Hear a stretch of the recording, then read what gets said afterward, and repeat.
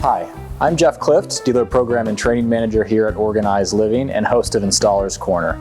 Today we're going to be covering 3 tips to ensure proper installation of Classica drawers. Drawers are an excellent option for providing additional style and function to the Classica line, and these tips will help make installation quick and easy. Let's get started. Tip number 1. For successful installation, it's crucial to ensure that your Classica cabinet sections are plumb, level, and square to the wall. Continually check these parameters throughout your cabinet section assembly.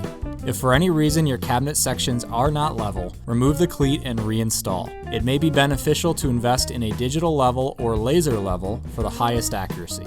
The drawer box should install smoothly. If you feel any unusual amount of resistance, remove the drawer box and check for any alignment issues. Tip number 2. Ensure the drawer box is properly assembled. There should be no gaps in the corners and screws should be completely tightened. If any gap exists, retighten the assembly screws. Tip number 3. The final tip is to confirm that the drawer glide is correctly attached to the cabinet and prepped for install. If the gray soft close mechanism has become closed, it will not engage during the drawer box installation. Open it by moving the gray plastic component forward and lowering the latch until it locks into place. The glide is now in the open position and ready for the drawer box.